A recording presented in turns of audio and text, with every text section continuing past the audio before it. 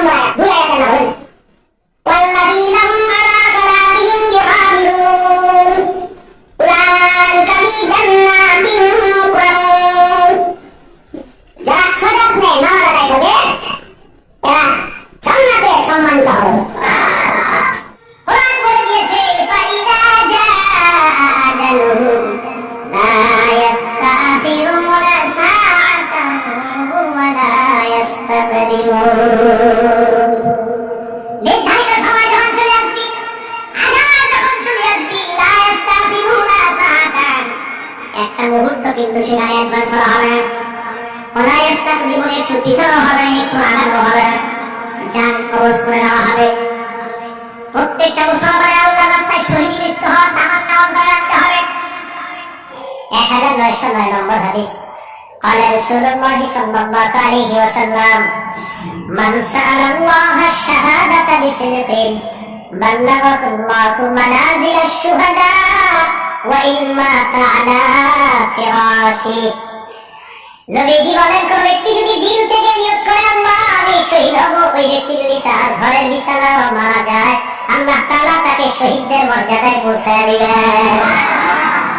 দিল থেকে যদি নিয়ত করে শহীদ হবে, আল্লাহ তাকে শহীদদের মর্যাদায় পৌঁছায় দিবেন। তিরমিজির হাদিস 1663 নম্বর হাদিস, 1663। قال رسول الله صلى الله عليه وسلم للشهيد عند الله 6 خصال।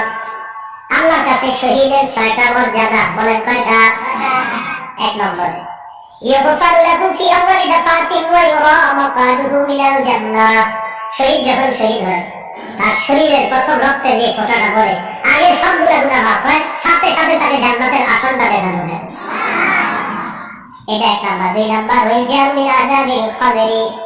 শহীদকে আমরা কবরের মধ্যে দাফন করব। নবীজি বলেন ইউজারু মিন আযাবিল কবরি।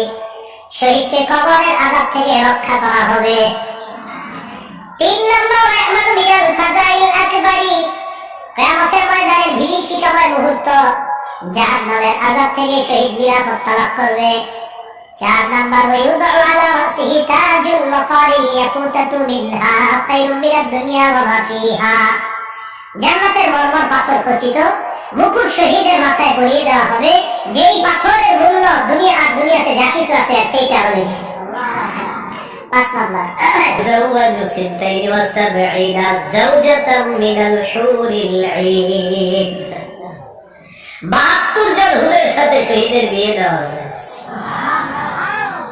6 নম্বর, يشفع في 70 ويشفع في 70 من أقاربه। শহীদের নিকট আত্মীয়দের মধ্যে কমপক্ষে 70 জনের ব্যাপারে তার সুপারিশ কবুল করা হবে। শহীদ জিন্দা বলেছেন কে? আপনার আমার মালিককে জোরে আওয়াজ করে বলেন, আরো জোরে চিৎকার। শহীদের যে এত সম্মান, এত মর্যাদা সচক্ষে দেখেছি, চিন্তাও করে নাই কোনদিন। আল্লাহ, তুমি যেহেতু আমাকে অফার দিয়েছো, সুযোগ দিয়েছো, তোমার কাছে আমি যা চাবো তুমি আমাকে তাই দেবে। আমি তোমার কাছে একটা জিনিস চাই, সেটা হলো আমার জীবনটা তুমি আমাকে আরেকটা বার ফিরে দুনিয়াতে পাঠায় দাও, যাতে করে এই জীবনটা আবার তোমার রাস্তায় বিলীন করে শহীদ হইয়া তোমার পথে ফিরে আসতে পারি। আল্লাহ পাক বললাম, আমি আল্লাহ পাকের অনুগ্রহ বিধান হলো এই দুনিয়া থেকে শাহাদাতের মাধ্যমে কিংবা স্বাভাবিক মৃত্যুর মাধ্যমে কাউকে যদি আমি একবার ফিরে নিয়ে আসি, দুনিয়াতে তাকে আমি আর পাঠাই দেব না, জিন্দা করে জীবনটা আমি আর ফিরাই দেব না। এটা হচ্ছে আমি আল্লাহ পাকের চূড়ান্ত ফয়সালা।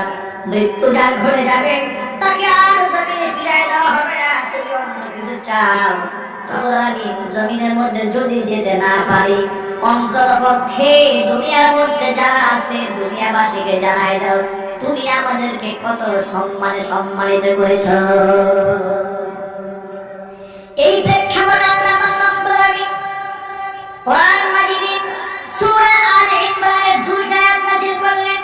আল্লাহ পাক বললেন, ওয়ালা তাহসাবান্নাল্লাযীনা কুতিলু ফি সাবিলিল্লাহি আমওয়াতা বাল আহইয়াউন ইনদা রাব্বিহিম يرزقون فرحين بما آتاهم الله من فضله